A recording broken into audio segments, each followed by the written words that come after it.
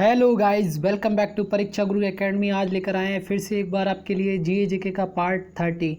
Guys, video शुरू करने से पहले प्लीज़ हमारे चैनल को लाइक करें, शेयर करें और सब्सक्राइब करना ना भूलें। चलो पहले पढ़ते हैं मोटिवेशन थॉट, उसके बाद शुरू करेंगे क्वेश्चन विद डिटेल के साथ। और कल वाला एक जीए जीके में 29 पार्ट में एक चौहान वंश से रिलेटेड एक क्वेश्चन था, वो भी मैं आपको बता दूँगा। ठीक है, चलो पढ़ते हैं, देखते पहले मोटिवेशन थॉट किस किसने लिखा है। ये पहले मिस्टर खान का, धैर्य कड़वा होता है लेकिन उसका फल बहुत मीठा होता है। मतलब सब्र का जो होता है वो कड़वा होता है, ठीक है, मतलब बहुत आराम से मिलता है, रुक के मिलता है, लेकिन उसका फल कितना होता है, मीठा होता है। बातों को समझ रहे होगे आप। ये देखते हैं, निधि ने लिखा है, इस दुनिया में असंभव कुछ भी नहीं, हम वो सब कर सकते हैं जो सोच सकते हैं। बहुत बढ़िया। ये देखते हैं, काजल ने, कुछ बनना हो तो समुद्र बनो, लोगों के पसीने छूटने चाहिए, तुम्हारी औकात नापते नापते। अरे भाई, गजब का एप्टीट्यूड।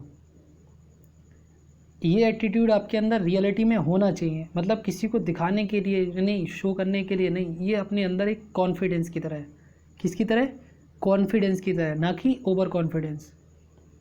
देखो, अगर आप ये सोचते हो कि मैं कर सकता हूँ तो ये आपका कॉन्फिडेंस है। अगर आप ये सोचते हो कि केवल मैं कर सकता हूँ तो ये आपका ओवर कॉन्फिडेंस है। ठीक है, इस बात को भी याद रखना। मतलब अगर कोई चीज़ आपसे बोली जाए तो आप ये कह रहे हो कि हाँ मैं कर सकता हूँ, तो ये आपका कॉन्फिडेंस है। लेकिन अगर आप ये बोलो कि केवल मैं कर सकता हूँ, ओनली मैं कर सकता हूँ, तो फिर जो है वो क्या, ओवर कॉन्फिडेंस है।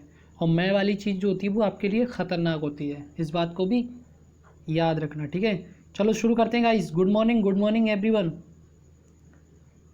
चलो देखते हैं पहला क्वेश्चन क्या बोलता है।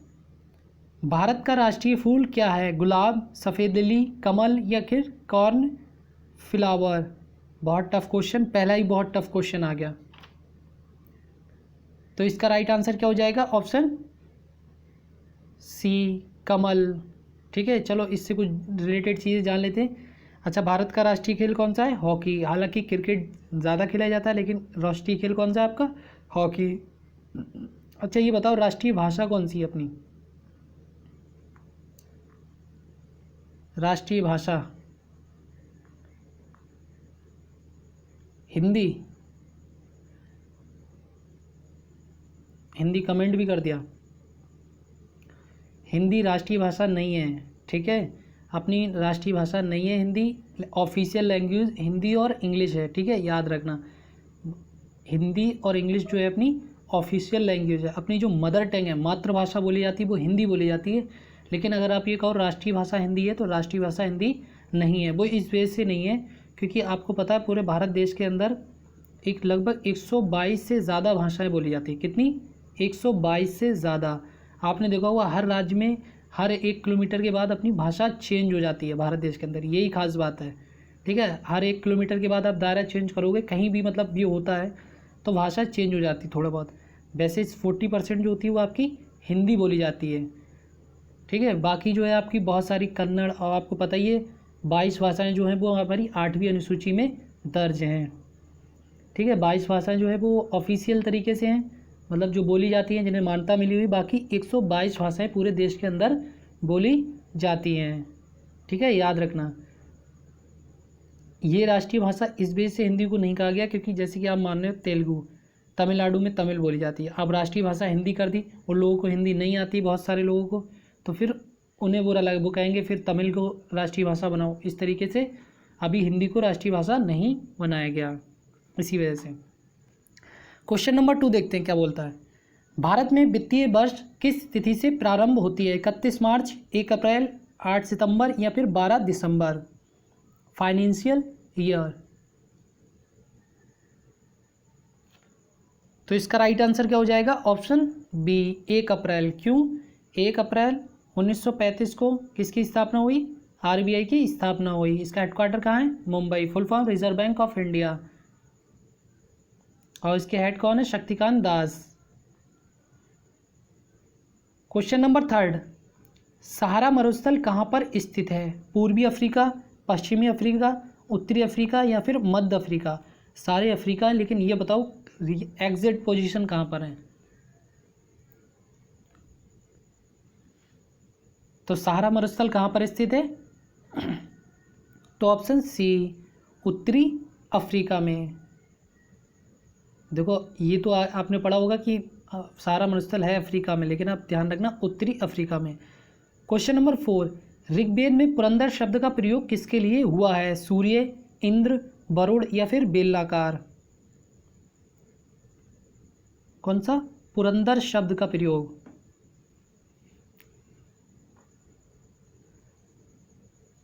तो ऋग्वेद में पुरंदर शब्द का प्रयोग किसके लिए हुआ है? तो ऑप्शन बी, इंद्र के लिए हुआ है। सबसे पहले आपको पता है 4 वेद हैं, ऋग्वेद, सामवेद, यजुर्वेद और फिर अथर्ववेद। ऋग्वेद में 10 मंडल और 1028 सूक्त हैं, ठीक है।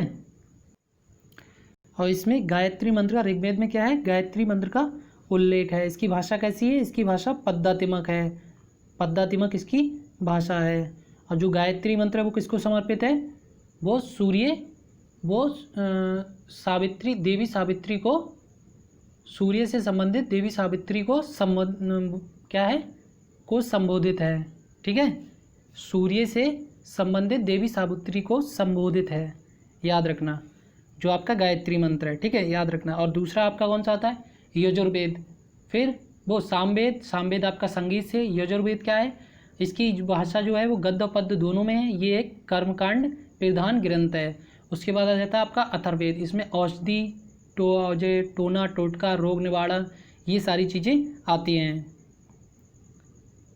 गाइस ऐसे ही पढ़ते रहना, बस आपका एग्ज़ाम क्रैक कराना हमारा काम है, ठीक है। बस ध्यान से समझा करो जो मैं बोलता हूँ, उसमें भी आप भी रिवाइज किया करो साथ ही साथ। क्वेश्चन नंबर 5 देखते हैं। कालाहारी रेगिस्तान कहाँ पर स्थित है? दक्षिण पश्चिमी अफ्रीका, उत्तरी अफ्रीका, मध्य अफ्रीका या फिर पश्चिमी अफ्रीका? कालाहारी रेगिस्तान है तो अफ्रीका में, लेकिन है कहाँ पर वो बताना है। तो इसका राइट आंसर क्या हो जाएगा? ऑप्शन ए, दक्षिण पश्चिमी अफ्रीका में। कहाँ पर? दक्षिण पश्चिमी अफ्रीका में है कालाहारी रेगिस्तान। क्वेश्चन नंबर 6 से देखिए। गरसोप्पा जलप्रपात किस नदी पर स्थित है? नर्मदा, कावेरी, कृष्णा या फिर शरावती? तो किस नदी पर स्थित है गरसोप्पा जलप्रपात?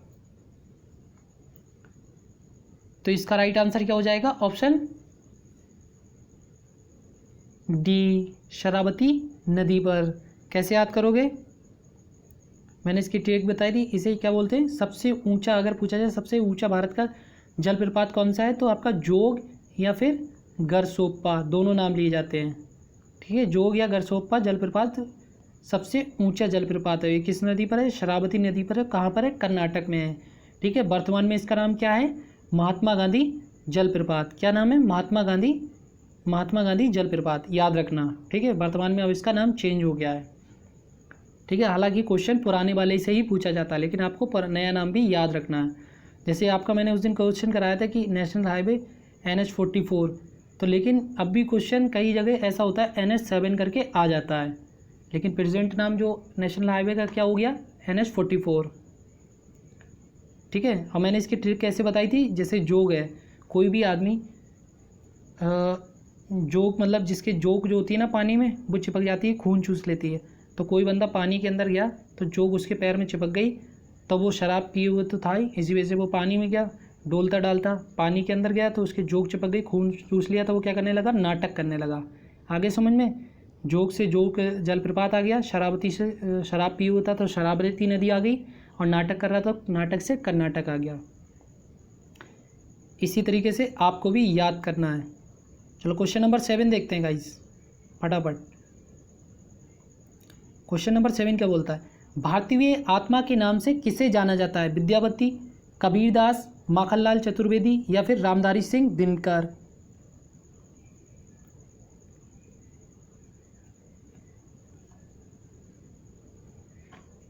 तो इसका राइट आंसर क्या हो जाएगा? ऑप्शन सी, माखनलाल चतुर्वेदी को। भारतीय आत्मा के नाम से किसे जाना जाता है?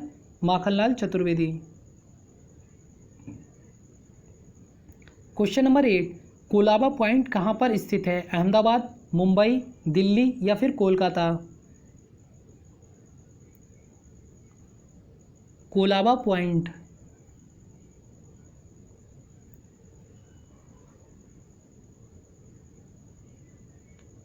तो इसका राइट आंसर हो जाएगा ऑप्शन बी, मुंबई में। ये एक फेमस जगह है। ये जैसे आपका जो गेटवे ऑफ इंडिया है, गेटवे ऑफ इंडिया, वो भी इसके पास ही है। और बहुत सारे बड़े बड़े उद्योगपति यहीं पर रहते हैं कोलाबा में, ठीक है। और इसके अलावा बहुत सारे राष्ट्रीय उद्यान वगैरह भी है, जू घर भी है कोलाबा पॉइंट में। इसी वजह से ये फेमस है कोलाबा पॉइंट, ठीक है। कोलाबा पॉइंट कहाँ पर है? मुंबई में। क्वेश्चन नंबर 9 देखते हैं।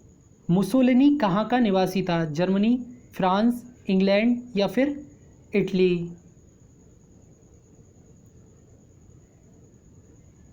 क्या नाम है? मुसोलिनी।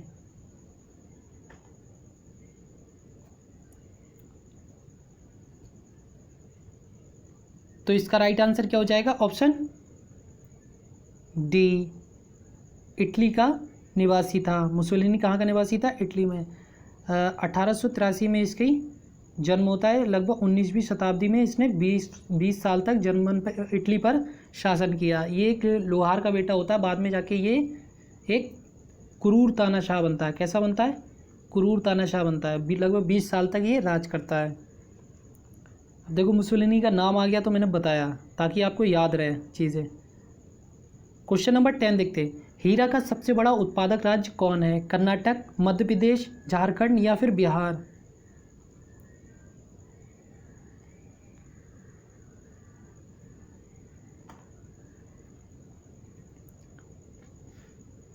बहुत बढ़िया, वेरी गुड, आंसर आ गया। तो आपको पता है हीरे की पन्ना की खान फेमस है, कहाँ पर है? तो ऑप्शन बी, मध्य प्रदेश। अच्छा वो क्या बोलते हैं, चौहान वंश वाला रह गया है, मैं अभी लास्ट में बता दूंगा, ठीक है, सबसे लास्ट में। वीडियो को एंड तक ज़रूर देखना जो लोग भी देख रहे हैं, ये नहीं बीच में छोड़ के चले जाएं। देखो जब क्या होता है ना, जब आप प्रैक्टिस करना छोड़ देते हो, आप एक दिन प्रैक्टिस छोड़ते हो तो इस चीज़ का एहसास हो जाता होगा कि आज क्वेश्चन हमसे नहीं हो रहे हैं दूसरे दिन, ठीक है। इसी वजह से डेली प्रैक्टिस किया करो। अपने आप को एक ही चीज़ बस रखा करो कि हम पढ़ क्यों रहे हैं, हमारा रीज़न क्या है पढ़ने का। जॉब लेने का मकसद है तो हम इसी वजह से पढ़ रहे हैं।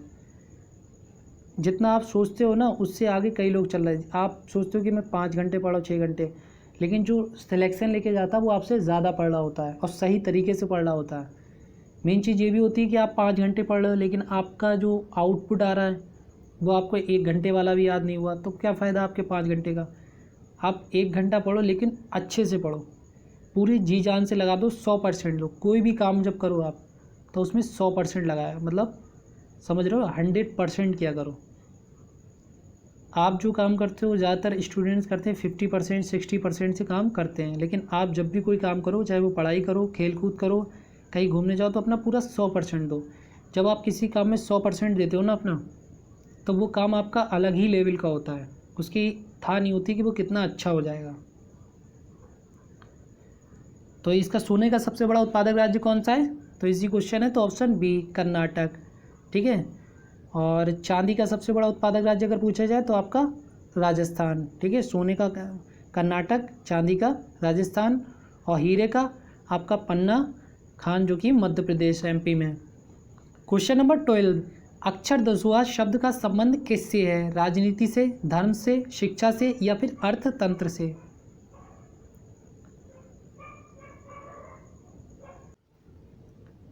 तो अक्षर दसवां शब्द का संबंध किससे है? तो इसका राइट आंसर हो जाएगा ऑप्शन सी, शिक्षा से। अरे कोई नहीं, किसी का गलत हो जाए कोई दिक्कत नहीं है, आंसर गलत आ गया कोई नहीं। देखो नई चीज़ होती है, मुझे पता नहीं समझ में आया। अब ये बहुत सारी आपकी समितियाँ होती हैं, अक्षर दसवां जो स्कूल वगैरह में, गवर्नमेंट स्कूल वगैरह में खाने से रिलेटेड चीज़ें होती हैं, खाना कैसा होना चाहिए, उसी से रिलेटेड है आपका अक्षर दसवां, ठीक है। क्वेश्चन नंबर 13 देखते हैं। ग्रीन हाउस प्रभाव के लिए सबसे ज़्यादा उत्तरदायी गैस कौन है? Carbon monoxide, carbon dioxide, sulphur dioxide या फिर नाइट्रोजन? किसके लिए? ग्रीन हाउस प्रभाव, ग्रीन हाउस इफेक्ट, इसके बारे में जान लें कुछ। देखो ग्रीन हाउस इफेक्ट होता क्या है, सूरज होता है, सन होता है आपका, सन से बहुत सारी किरणें आती हैं, ठीक है, ज़मीन पर बहुत सारी रेज आती हैं, किरणें आती हैं, लेकिन होता क्या है, पेड़ जो होते हैं, ज़मीन होती है, बहुत सारी किरणों को ऑब्जर्व कर लेती है, रख लेती है, लेकिन जो मतलब जो काम की नहीं होती हैं, तो फिर जो होती है उन्हें बाहर तो उन्हें क्या होता है, बाहर जाना होता है। मतलब जैसे बहुत सारी रेज आई, तो पेड़ पौधों ने, ज़मीन ने, या बहुत सारी चीज़ें जो भी पृथ्वी पर है, पानी ने, वो ऑब्जर्व हो गई किरणें।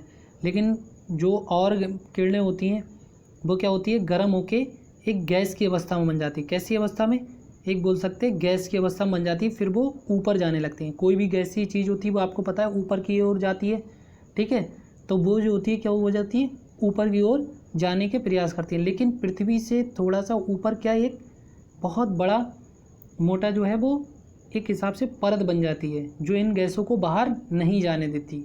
यही कारण है कि जो पृथ्वी पर है वो गर्मी लगातार टेम्परेचर बढ़ रहा है। ये भी एक कारण है, बहुत सारे कारण हैं इसके पीछे भी, लेकिन एक मुख्य कारण ये भी माना जाता है, ठीक है। तो अब जो है वातावरण पे एक क्या मोटी परत बन गई, तो अब जो है ये गैसें बाहर नहीं निकल पाएंगी, तो इसी वजह से गर्मी बढ़ती जा रही है। इसी को क्या बोलते हैं, ग्रीन हाउस प्रभाव बोला जाता है। आगे समझ में, एक बार फिर से मैं फटाफट रिवाइज करता हूँ, उसके बाद समझ जाना। सूरज से बहुत सारी किरणें पृथ्वी पर आती हैं, पृथ्वी पर पेड़ पौधे, ज़मीन, पानी सब थोड़े ऑब्जर्व कर लेते हैं, लेकिन कुछ चीज़ें, कुछ गैस ऐसी होती हैं जो क्या नाम है, गर्म होके ऊपर की ओर उठना शुरू कर देती हैं। जब ऊपर की ओर उठना शुरू कर देती है, तो पृथ्वी से थोड़ी मतलब पृथ्वी से दूर जाकर एक बना होता है आपका, एक बहुत बड़ा मोटा, एक हिसाब से बोल सकते हैं बरड़ बन जाता है, ठीक है, मोटी परत बन जाती है, जो इन गैसों को बाहर नहीं जाने देती। जब ये बाहर नहीं जा पाएंगी गैसें, और ये हार्ड गैसें हैं, ठीक है, जो हमारे काम की थी वो हमने तो ले ली, अब जो हार्ड गैसें हैं वो ऊपर अब यहीं पर रहेंगी, तो उससे क्या होगा, फिर गर्मी बढ़ जाएगी। इसी के ये मुख्य कारण भी बोला जाता है कि पृथ्वी पर गर्मी है। तो ये कौन कौन सी मेन गैसें होती हैं, CO2 हो गया, नाइट्रस ऑक्साइड हो गया, मीथेन हो गया आपका, ठीक है, वेपर वाष्प हो गया, H2O जिसे, ठीक है। तो इसका मेन जो कारण उत्तरदायी गैस कौन सी है, तो आपकी कार्बन डाइऑक्साइड, ऑप्शन बी, ठीक है। आसान भाषा में मैंने आपको समझा दिया। क्वेश्चन नंबर 14 देखते हैं, भूपर्पटी पर ऑक्सीजन की मात्रा कितनी है, 45%, 40.80%, 48.35% या 60.23%। भूपर्पटी पर ऑक्सीजन मतलब कि क्रस्ट पर, तो ऑक्सीजन की मात्रा कितनी है, तो ऑप्शन बी 46.80%। देखो ऐसा क्वेश्चन जो होता है वो थोड़ा सा कम बनता है। अब ये क्वेश्चन तो थोड़ा ध्यान भी नहीं रखता है, 46 होता है, 45 होता है, ध्यान तो रहता है, लेकिन जब ऑप्शन पास आ जाते हैं तो दिक्कत हो जाती है। कोई नहीं, ये क्वेश्चन तो आप समझ सकते हो नॉर्मली, बस इतना ध्यान रखो, क्वेश्चन जब आपको एग्जाम में आएगा तो इस तरीके से नहीं आएगा, वो 45 देगा या फिर 48 देगा, तो आप समझ जाओगे यहाँ 45% के आसपास है। क्वेश्चन नंबर 15 देखते हैं, फ्रांस का राष्ट्रीय फूल क्या है, लिली, बैतल, सफ़ेद लिली या फिर गुलाब।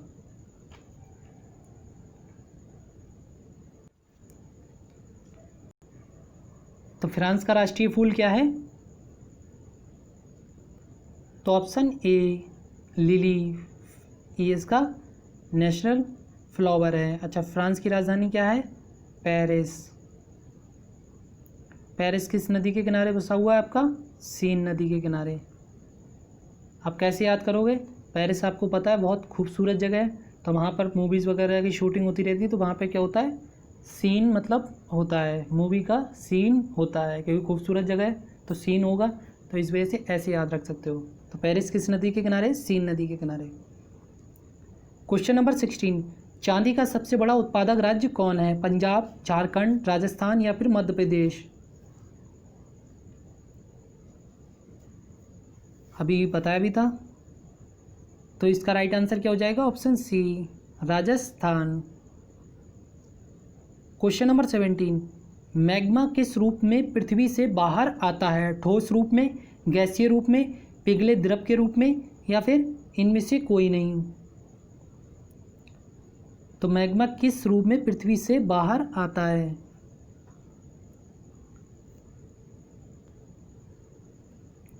जो आपका ज्वालामुखी वगैरह फटता है तो मैग्मा आता है मतलब मिट्टी जैसा होता है, आग होती है उसके अंदर। तो इसका राइट आंसर क्या हो जाएगा? ऑप्शन सी, पिघले द्रव के रूप में मैग्मा बाहर आता है पृथ्वी से। क्वेश्चन नंबर 18 देखते हैं। थोरियम का सबसे बड़ा भंडार कहाँ पर स्थित है? राजस्थान, केरल, झारखंड या फिर मध्य प्रदेश?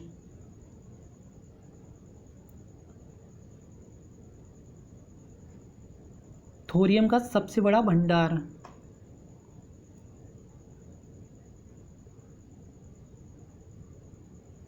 तो इसका राइट आंसर क्या हो जाएगा? Option A, Rajasthan. थोरियम का सबसे बड़ा भंडार राजस्थान में है। अच्छा, थोरियम आ गया। थोरियम का परमाणु क्रमांक कितना होता है? देखें कितने लोग आंसर देते हैं इसका। चलो मैं बता देता हूँ। थोरियम का जो परमाणु क्रमांक होता है वो कितना होता है? 90 होता है। ठीक है, याद रखना। और इसका परमाणु द्रव्यमान जो होता है वो कितना होता है? 232 होता है। कितना? 232.32 करके होता है। ठीक है, 232 याद रखना।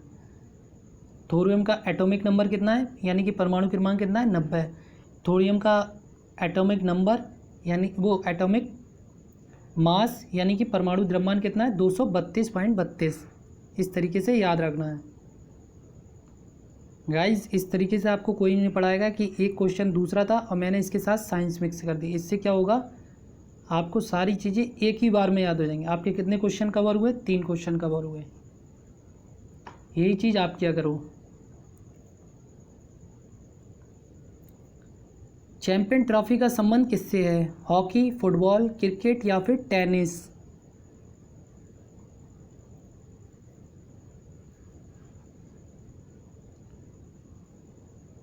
तो चैंपियन ट्रॉफी का संबंध किससे है? तो ऑप्शन सी, क्रिकेट से।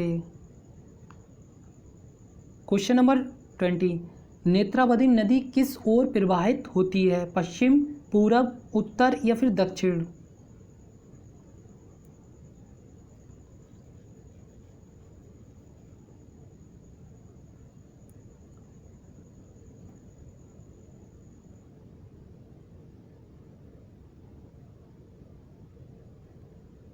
तो इसका राइट आंसर क्या हो जाएगा? ऑप्शन ए, पश्चिम की ओर प्रवाहित होती है। हालांकि पश्चिम से ही निकलती है लेकिन थोड़ी दूरी तय करती है ना ना ना, ये ठीक है। इसका राइट आंसर हो जाएगा ऑप्शन डी, दक्षिण। गाइस चलो मैं इसके बारे में थोड़ा सा बताता हूँ, फिर याद रखना। देखो ये प्रवाहित जो होती है वो दक्षिण की ओर होती है। होता क्या, ये कर्नाटक पश्चिमी घाट आपको पता है, कर्नाटक के पास से निकलती है ये नदी। ठीक है, पश्चिमी घाट के नेत्रावती नदी कहाँ से निकली? पश्चिमी घाट के कर्नाटक से निकलती है और लगभग 106 किलोमीटर की दूरी तय करती है। तो ये दूरी कैसे तय करती है? ये आपका पश्चिमी घाट मान लो यहाँ से निकली, तो यहाँ से निकली ये इस तरीके से दक्षिण में जाती है और बाद में ऐसे ही मुड़ के आपकी अरब सागर में गिर जाती है। ठीक है, याद रखना पश्चिम से ही निकलती है, पश्चिम में ही चली जाती है, लेकिन जो प्रवाहित होती है वो आपकी दक्षिण में थोड़ी दूर चलती है, लगभग 106 किलोमीटर। क्वेश्चन नंबर 21 देखते हैं। चाय का सबसे बड़ा उत्पादक राज्य कौन है? असम, पश्चिम बंगाल, केरल या फिर तमिलनाडु? चाय का सबसे बड़ा उत्पादक राज्य। गाइस ये वाली आप जी के लगातार पढ़ते रहना। आपकी ये सीरीज़ तो लॉकडाउन खुल जाएगा, आपके कोचिंग भी खुल जाएगी, उसके बाद भी ये सीरीज़ चलती रहेगी। अगर आप ये मन से पढ़ लेते हो तो आपको पूरे दिन मुझे नहीं लगता एक्स्ट्रा कोई पढ़ने की ज़रूरत पड़ेगी, अगर पूरे अच्छे तरीके से यही पढ़ लेते हो। क्योंकि आपके 40 क्वेश्चन के आप डबल तो कर ही दो, 80 क्वेश्चन आप जी के पर डे कर लेते हो, बाकी उसके अलावा साइंस के अलग हो गए। तो चाय का सबसे बड़ा उत्पादक राज्य कौन सा है? तो इजी क्वेश्चन है, तो option A, Assam. Question number 22। Supersonic विमान किस मंडल को हानि पहुंचाती है? क्षोभ मंडल, आयन मंडल, ओजोन मंडल या फिर समताप मंडल? सुपरसोनिक विमान जो आपके मिसाइल वगैरह की तरह होते हैं। तो सुपरसोनिक विमान किस मंडल को हानि पहुंचाते हैं? तो ऑप्शन बी, आयन मंडल को। क्वेश्चन नंबर 23 देखते हैं। पानी के अंदर ध्वनि सुनने वाला यंत्र कौन है? हाइड्रोटोप, हाइड्रोस्कोप, हाइड्रोफोन या फिर टेकोफोन।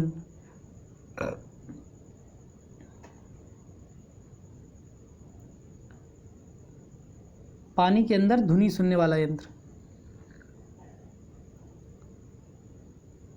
तो इसका राइट आंसर क्या हो जाएगा? Option C, hydrophone. अच्छा, पानी के अंदर वस्तुओं का पता लगाने के लिए कौन सा यंत्र का उपयोग किया जाता है? फेदोमीटर। ठीक है, और पानी के अंदर ध्वनि सुनने वाला यंत्र कौन सा होता है? हाइड्रोफोन। अगर इसके इस ऑप्शन में आपका फेदोमीटर होता तो कुछ लोग फेदोमीटर आंसर करते थे, याद रखना।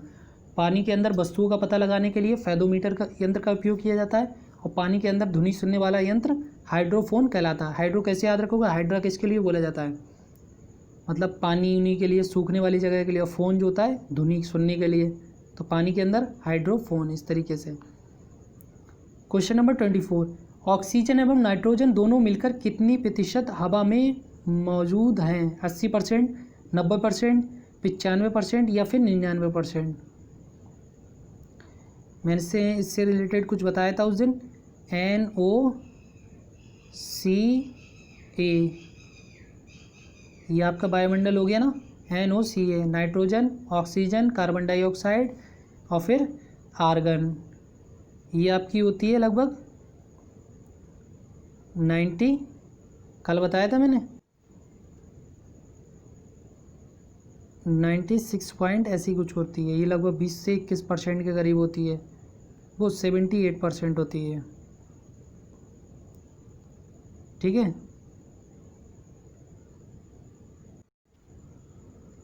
ये आपकी होती है 78.93 और ये आपकी होती है 20.7।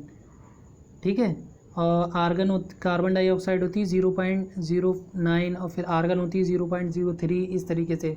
इसके अलावा अक्रिय गैसें भी होती हैं, वाष्प भी होता है। ठीक है, तो 90% में मैंने आंसर बोल दिया। तो ऑक्सीजन और नाइट्रोजन मिलाकर, दोनों मिलाकर कितने प्रतिशत हवा में मौजूद है? तो ऑप्शन बी, वो ऑप्शन डी, 99%। 99% आपकी नाइट्रोजन और ऑक्सीजन ही होती है हवा में। क्वेश्चन नंबर 25 देखते हैं। संगमरमर का सबसे बड़ा उत्पादक राज्य कौन है? पंजाब, राजस्थान, मध्य प्रदेश या फिर आंध्र प्रदेश? तो संगमरमर का सबसे बड़ा उत्पादक राज्य, इजी क्वेश्चन है, तो इसका राइट आंसर हो जाएगा option B, Rajasthan. Question number 26, रुपया नाम का सिक्का भारत में सर्वप्रथम किसके शासनकाल में ढाला गया था? शाहजहां, जहांगीर, शेरशाह सूरी, अकबर?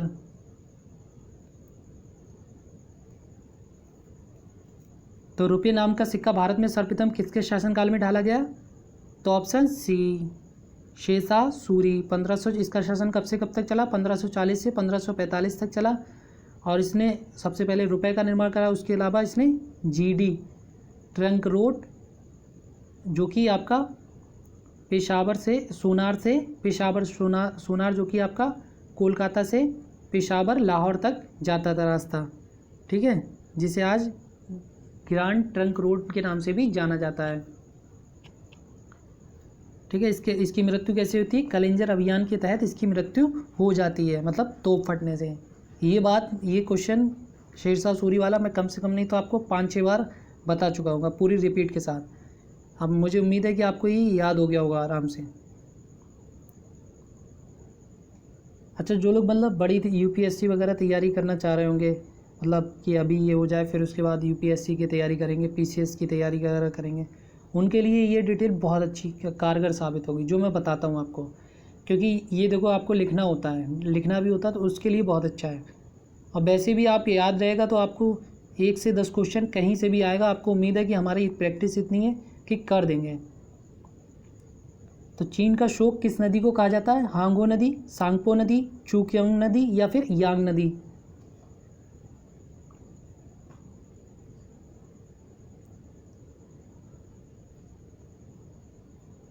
तो चीन का शोक किस नदी को कहा जाता है? तो ऑप्शन ए, हांगो नदी को। क्वेश्चन नंबर 28, भारत में अद्वैत, ये आपका क्या होगा? अद्वैतवाद अद्वैतवाद का सिद्धांत किसने प्रस्तुत किया था? रामानंद, रामानुज, शंकराचार्य या फिर तुलसीदास? ये आपका क्या है? अद्वैतवाद है। ठीक है,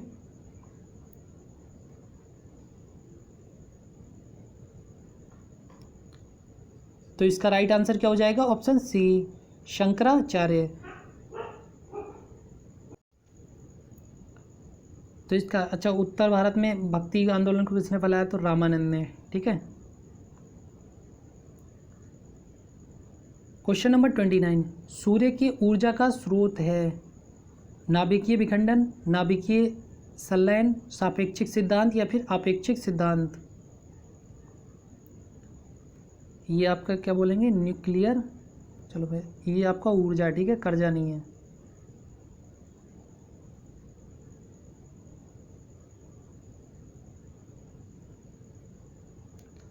तो सूर्य की ऊर्जा का स्रोत क्या है?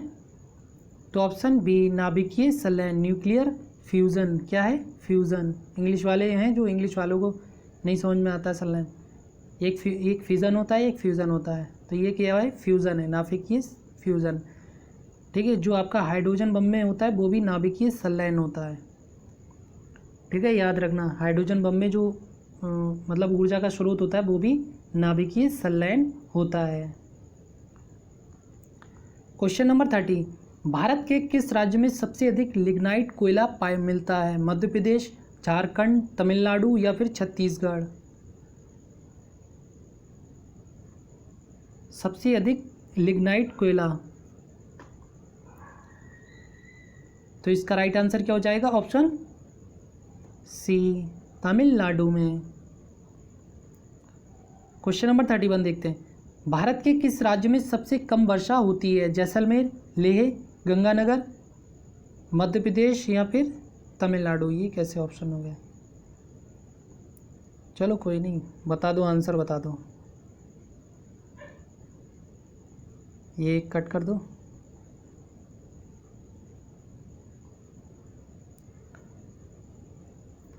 तो भारत में सबसे कम वर्षा कहाँ होती है? तो ऑप्शन बी, लेह लद्दाख में। ठीक है, यहाँ पर सबसे कम वर्षा होती है। क्वेश्चन नंबर 32, गायकवाड़ कहाँ का शासक था? इंदौर, ग्वालियर, बड़ौदा या फिर पूना?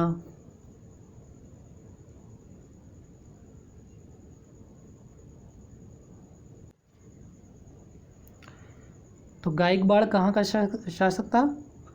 तो ऑप्शन सी, बड़ौदा। ये जो थे आपके 18वीं से और 1947 तक इनका शासन था। ठीक है, 1947 के बाद गायकवाड़ का शासन ख़त्म हो जाता है। ठीक है, ये भी याद रखना। ये मतलब एक हिसाब से शासक थे, मतलब छोटे छोटे जो प्रांतों में होते हैं वो। ठीक है, इनका जो शासन था आपका गुजरात, राजस्थान के आसपास में था। क्वेश्चन नंबर 30 देखते हैं, 33, मदन मोहन मालवीय के द्वारा किस विश्वविद्यालय की स्थापना की गई? ये तो बता सकते हो आराम से।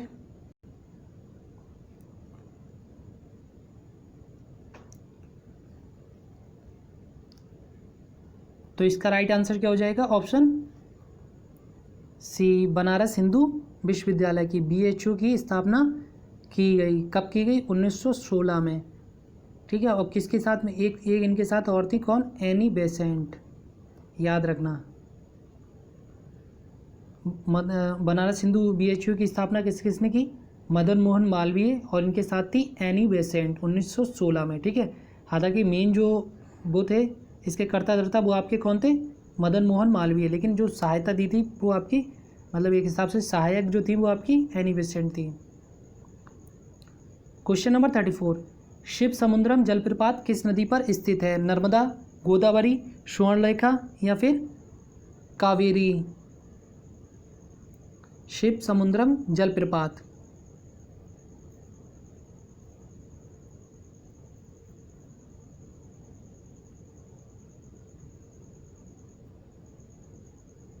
तो इसका राइट आंसर क्या हो जाएगा? ऑप्शन डी, कावेरी नदी पर। और कहाँ पर है आपका? कर्नाटक में। ठीक है, याद रखना। चलो क्वेश्चन नंबर 35 देखते हैं, सेब का सबसे बड़ा उत्पादक राज्य कौन है? जम्मू कश्मीर, हिमाचल प्रदेश, पंजाब या फिर उत्तराखंड? सेब का सबसे बड़ा उत्पादक राज्य।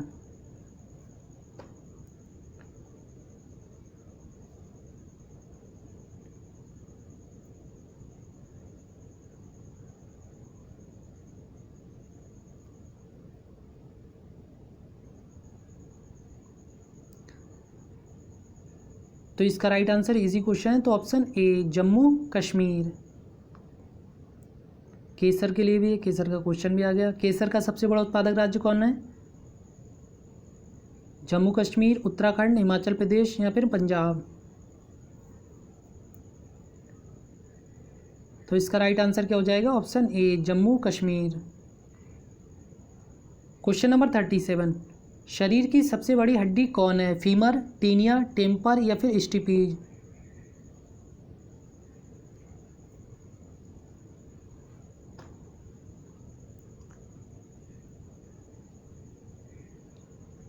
तो शरीर की सबसे बड़ी हड्डी कौन सी होती है? तो ऑप्शन ए फीमर, जो कि आपकी जांग की हड्डी होती है सबसे बड़ी। अगर पूछा जाए सबसे लंबी हड्डी तो याद रखना टीबिया।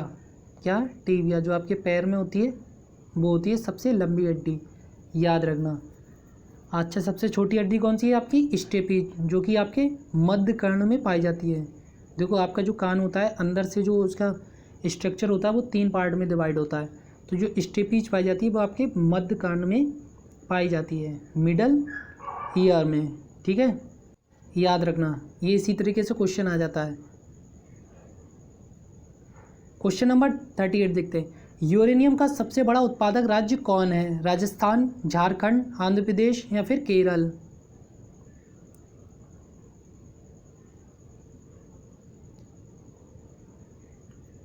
थोरियम का कौन था आपका? तो थोरियम का था आपका राजस्थान। ठीक है, और यूरेनियम का कौन है? तो ऑप्शन बी झारखंड। ठीक है, याद रखना है। इसका परमाणु क्रमांक और एटॉमिक नंबर, परमाणु क्रमांक या एटॉमिक नंबर पूछा जाए तो कितना होगा? 92। ठीक है, और इसका एटॉमिक द्रव्यमान या फिर परमाणु द्रव्यमान पूछा जाए तो कितना हो जाएगा? 238.53 करके ऐसी कुछ होता है। ठीक है, मेन याद रखो 238 और 92। एटॉमिक नंबर कितना हो गया? 92, और एटॉमिक मास कितना हो गया? 238, परमाणु द्रव्यमान 238। क्वेश्चन नंबर 39, यूनिसेफ दिवस कब मनाया जाता है? तो कब मनाया जाता है? 11 दिसंबर, 12 मार्च, 8 सितंबर या 6 अप्रैल।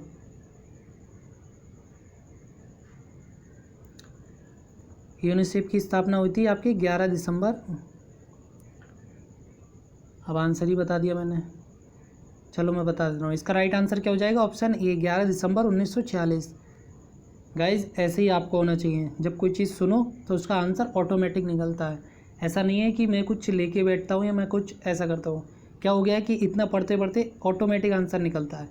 इसकी स्थापना कब हुई? 11 दिसंबर 1946 को। इसका हेडक्वार्टर कहाँ है आपका? न्यूयॉर्क में। ठीक है, ये मेनली काम किसके लिए करता है? ये बच्चों के लिए और उनकी माँ के लिए, लेकिन मेन जो काम करता है वो बच्चों के लिए करता है। ठीक है, यूनिसेफ की फुल फॉर्म होती है यूनाइटेड नेशन और चिल्ड्रन इकोनॉमिक फंड। ज़्यादातर ये अफ्रीका वगैरह में ज़्यादा गरीबी है तो वहाँ पर काम ज़्यादा करते हैं ये लोग, यूनिसेफ। क्वेश्चन नंबर 40 क्या बोलता है? संतरा की खेती कहाँ पर अधिक होती है? संतरे की, सूरत, नागपुर, नासिक या फिर अहमदाबाद। तो संतरा की खेती कहाँ पर अधिक होती है? तो ऑप्शन बी नागपुर। नागपुर आपका कहाँ आता है? महाराष्ट्र के अंदर में आता है। ठीक है, याद रखना।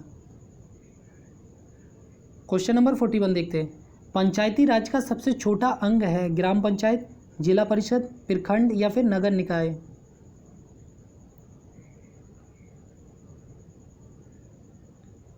तो पंचायती राज का सबसे छोटा अंग कौन सा है? तो ऑप्शन ए ग्राम पंचायत, फिर नगर पंचायत, फिर जिला। अच्छा, पंचायती राज व्यवस्था कितने में बांटी गई जो भारत ने स्वीकार की? वो तीन स्तरीय। ठीक है, और किसकी सिफारिश पर? बलवंत राय मेहता समिति की सिफारिश पर पंचायती राज व्यवस्था लाई गई। और सबसे पहले पंचायती राज व्यवस्था कहाँ लागू की गई? तो राजस्थान के नागौर जिले में 2 अक्टूबर 1959 को। और किसके द्वारा? पंडित जवाहरलाल नेहरू के द्वारा।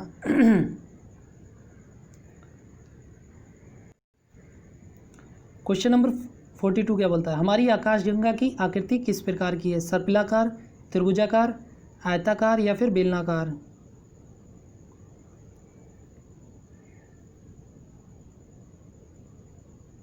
तो हमारी गैलेक्सी की जो आकृति है वो कैसी है? तो ऑप्शन ए सर्पिलाकार, ये इस तरीके से होती है, ठीक है, ना ही गोल ना ही ज़्यादा चपटी, इस तरीके से। इसे बोलते हैं स्पाइरल इंग्लिश में। देखें और क्वेश्चन है। गाइस क्वेश्चन ख़त्म हो गए। वीडियो कैसी लगी लाइक करें, शेयर करें और सब्सक्राइब करना ना भूलें। और जो लोग भी नए वो चैनल को बिना सब्सक्राइब करे बिल्कुल भी ना जाएं। और जो बेल आइकन का बटन दिखता है ना बराबर में, उसे ज़रूर प्रेस कर लें, जिससे कि हमारे आने वाली वीडियो का नोटिफिकेशन आपको मिल जाए। साथ ही साथ आप हमारे टेलीग्राम चैनल परीक्षा गुरु कैरियर एकेडमी को ज्वाइन कर लें और व्हाट्सएप ग्रुप और फेसबुक ग्रुप को भी ज्वाइन कर लें। देखो, आपको ज्वाइन करने का मकसद क्या होता है कि आपको डेली आपको करंट अफेयर्स की पीडीएफ मिलती है, उसके साथ बहुत सारे नोट्स मिल जाते हैं, बहुत सारी चीज़ें और जो लेटेस्ट जानकारी होती है वो भी आपको मिल जाती है, ठीक है। जैसे टीचिंग का भी रिजल्ट आया तो उसके बारे में सारी जानकारी आपको मिल जाएगी उससे। अच्छा, वो भूल गया, अब याद आ गया मुझे, वो अपना कौन सा था, चौहान वंश। देखो, चौहान वंश का जो संस्थापक था वो उसे किसे बोला जाता है? वासुदेव को। किसे बोला जाता है? वासुदेव का। जो आपने पृथ्वीराज चौहान का नाम सुना होगा, जिनकी लड़ाई 1191 में तराइन के प्रथम युद्ध में होती है, किससे? मोहम्मद गौरी से, जिसमें वो जीत जाते हैं। और जो 1192 में जो होती है मोहम्मद गौरी से, वो हार जाते हैं। वो चौहान वंश की जो स्थापना की वो वासुदेव ने की। अच्छा, कल उसमें जब बता रहे कि कर्ण वंश की जो स्थापना की, मैंने कमेंट देखे तो फिर मैंने कहा इसे बताना चाहिए। हालांकि मैं उस दिन बता देता, लेकिन फिर मैंने सोचा कि इसे बाद में ही डिस्कस करेंगे। जो कर्ण वंश की स्थापना हुई थी वो की थी आपकी वसुदेव ने। याद रखना, फ़र्क है। चौहान वंश की जो स्थापना की वो आपकी किसने की? वासुदेव ने की। और कब की गई? उनका शासन कब से कब तक चला? 7वीं शताब्दी से लेकर 1200 ईस्वी तक, मतलब 700 ईस्वी से 1200 ईस्वी तक उनका शासन चलता है, चौहान वंश का, ठीक है। और मेनली वो राज कहाँ पे करते थे? आपका राजस्थान में मेन उनका गढ़ था। उसके अलावा गुजरात, मध्य प्रदेश वाला भी एरिया थोड़ा सा आता था। मेन उनका राजस्थान था, अजमेर था, इतना याद रखना। और जो कर्ण वंश की स्थापना की गई वो कब की गई? ये 73 भी बोला जाता है, 75 ईसा पूर्व भी बोला जाता है। मेन 75 ईसा पूर्व मानते हैं, 75 ईसा पूर्व में की गई, ठीक है। और 30 ईसा पूर्व तक इनका शासन चलता है। कर्ण वंश की जो स्थापना किसने की थी? वसुदेव ने की थी। और किसे? शुंग वंश के अंतिम शासक देवभूति की हत्या कर कर्ण वंश की स्थापना किसने की? वसुदेव ने। और चौहान वंश की स्थापना किसने की? वासुदेव ने।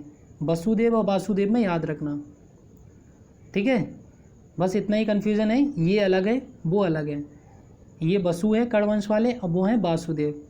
इनका टाइम डिफरेंस भी बहुत अंतर है, समझ रहे? ये ईसा पूर्व में है, वो ईस्वी में है, ठीक है। मुझे उम्मीद है अब आपका टॉपिक क्लियर हो गया होगा। चलो गाइस, आ गया समझ में? Okay, bye bye everyone.